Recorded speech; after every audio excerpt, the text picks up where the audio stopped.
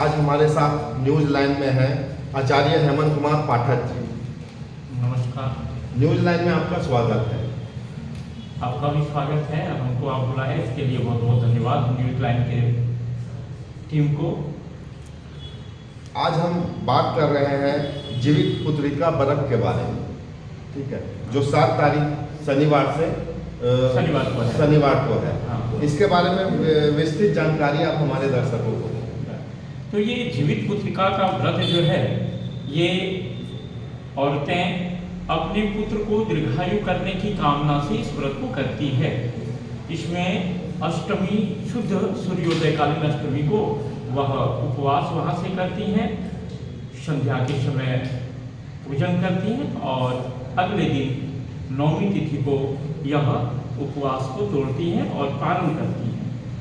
तो पंडित जी, इसमें मैंने कोई तरह का प्रॉब्लम या कुछ ऐसा है क्या? हाँ, देखिए, कोई भी व्रत करते हैं या कोई भी चीज़ है तो एक विधि होती है, कानून होता है और एक उसमें निषेध होता है। जैसे उदाहरण के लिए आप सामान्य जीवन में लीजिए कि जब आप कोई गाड़ी ड्राइव कर रहे हैं तो आपको ड्राइविंग लाइसेंस होना आवश्यक है। उसमें अगर नहीं भी हो तो थोड़ा चल सकता है, लेकिन आप बिना हेलमेट का गाड़ी चलाएंगे तो दुर्घटना के समय जान भी जा सकता है। इसी तरह इस व्रत में सप्तमी से रहित अष्टमी वर्जनीय प्रयत्नेन सप्तमी सहिताष्टमी, तो प्रयत्न करके सप्तमी सहित अष्टमी को नहीं करना चाहिए। उदयातिथि शुद्ध जिस दिन सूर्योदय में अष्टमी मिले उसी दिन इस व्रत को करना चाहिए। इसमें किस देवी का स्वरूप होता है? देखिए, हमारे यहाँ लक्ष्मी जी हैं, सरस्वती जी हैं, दुर्गा जी हैं, प्रमुख 3 देवियाँ हैं।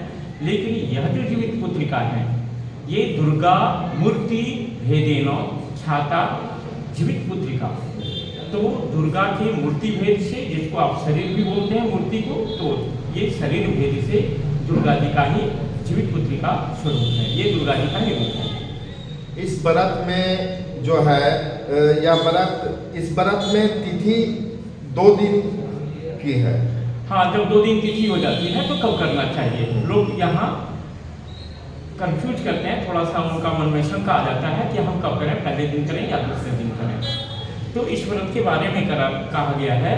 देखिए, कहीं कहीं तो इसका वर्णन है कि इसको हम लेते हैं संध्या के कालीन में, जिसको प्रदोषकालीन कहा जाता है। लेकिन अगर हम प्रदोषकालीन ही लेंगे तो हमें प्रार्थना का उचित समय नहीं मिलता है। 2 दिन का उपवास हो जाता है, कभी 36 घंटे, कभी 40 घंटे का। तो इसलिए इस श्लोक को नहीं लेकर हम लोग क्या है कि यत्रोदयं कुरुते दिनेशो, उसी समय जब सूर्य का उदय हो जिस तिथि में, उसी तिथि को हम लोग इस व्रत को लेते हैं। इस व्रत में नियम और निषेध क्या है?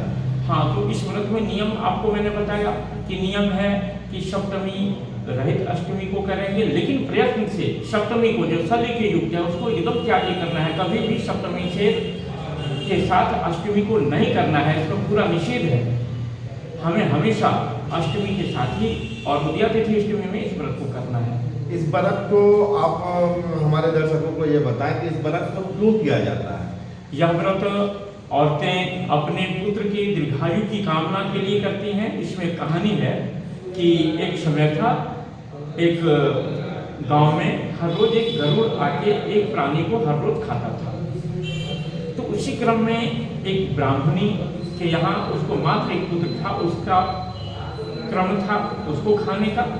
तो वहाँ राजा जीमूतवाहन थे।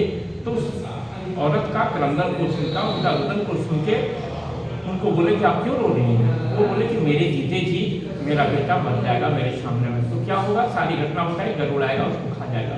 तो वहाँ वही राजा गया गरुड़ के सामने, और गरुड़ ने जैसे उसका एक अंग खाया तो वह दूसरा अंग बढ़ा दिया। तो गरुड़ को हुआ कि अरे यह कौन तेजस्वी आदमी है कि डरा नहीं और एक अंग खाने के बाद भी दूसरा अंग प्रस्तुत कर दिया। तो वहाँ बोला कि आप वरदान मांगे।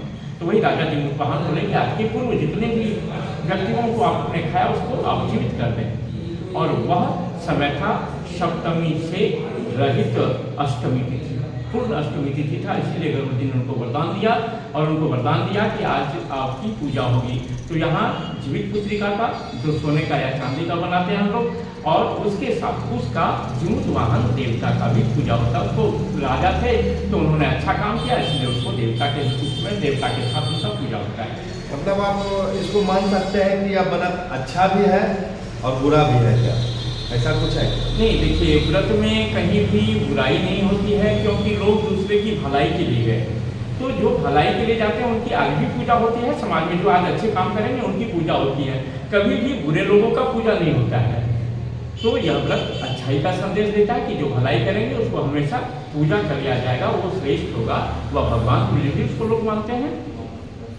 तो आज हमारे साथ हैं आचार्य हेमंत पाठक जी, जो हम लोगों को बताएं इस व्रत के बारे में, और व्रत के बारे में माने क्या अच्छाई है उसकी विशेषताएं भी बताएं।